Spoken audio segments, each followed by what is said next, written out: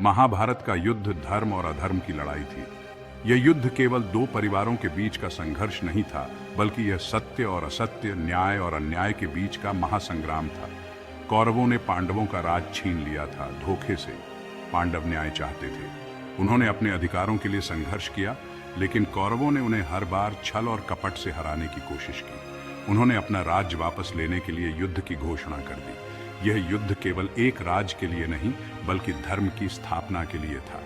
यह युद्ध कुरुक्षेत्र में लड़ा गया। बहुत भयानक युद्ध था। चारों ओर रक्तपात और विनाश का मंजर था। हर योद्धा अपनी पूरी शक्ति और साहस के साथ लड़ रहा था। दोनों तरफ बहादुर योद्धा थे। हर योद्धा अपने धर्म और कर्तव्य के लिए लड़ रहा था। यह युद्ध केवल शारीरिक शक्ति का नहीं, बल्कि मानसिक और आत्मिक शक्ति का भी था। श्री कृष्ण ने धर्म की स्थापना के लिए पांडवों का साथ दिया।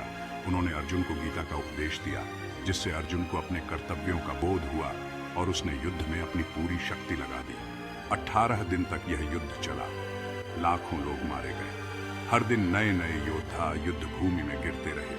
यह युद्ध केवल बाहरी नहीं, बल्कि आंतरिक संघर्ष का भी प्रतीक था। आखिर में धर्म की जीत हुई, अधर्म का नाश हुआ।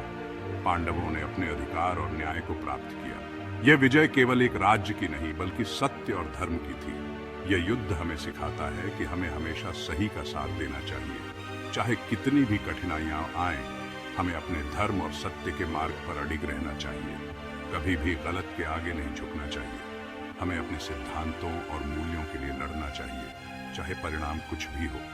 सच्चाई की हमेशा जीत होती है। यह महाभारत का युद्ध हमें यह महत्वपूर्ण संदेश देता है कि सत्य और धर्म की राह पर चलने वाले को अंततः विजय प्राप्त होती है।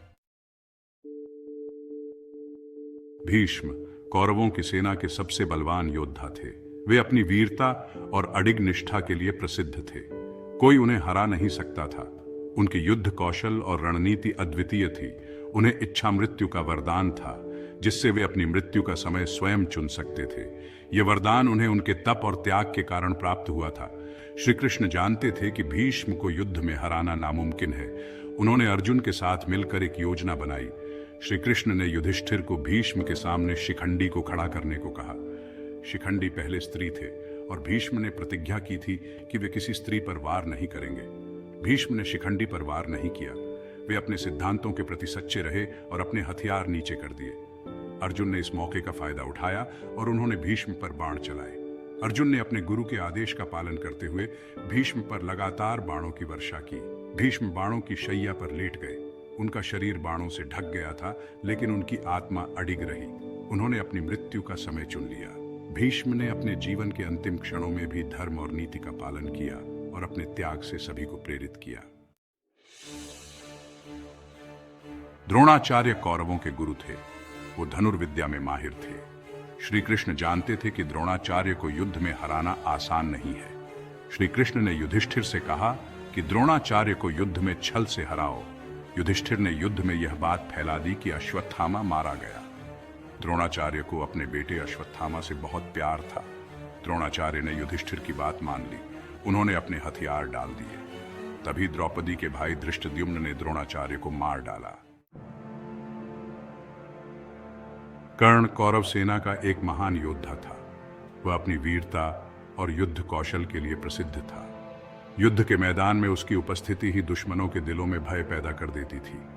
वह कुंती का बेटा और अर्जुन का बड़ा भाई था। हालांकि उसे अपने जन्म के रहस्य के बारे में बहुत बाद में पता चला। कर्ण का जीवन संघर्षों और चुनौतियों से भरा हुआ था। कर्ण के पास जन्म से ही कवच और कुंडल थे।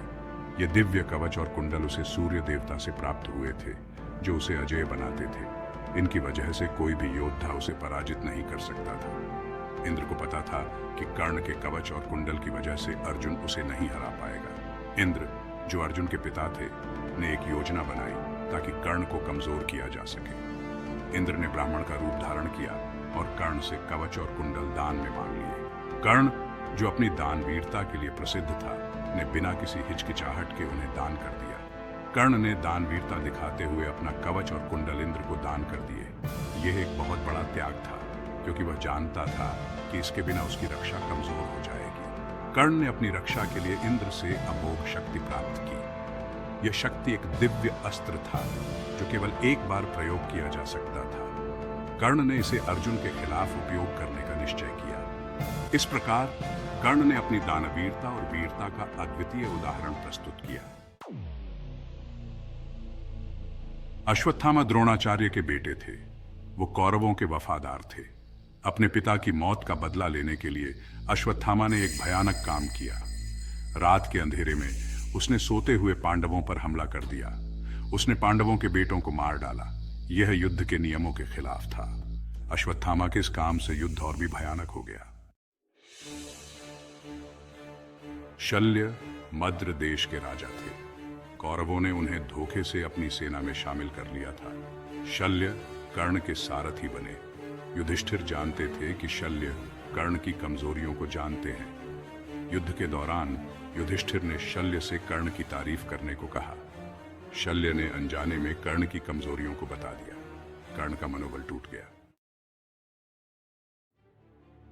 जयद्रथ दुर्योधन का साला था। उसने अभिमन्यु को छल से मारा था। अर्जुन ने जयद्रथ को मारने की कसम खाई थी। श्री कृष्ण ने अपनी माया से सूर्य को ढक लिया।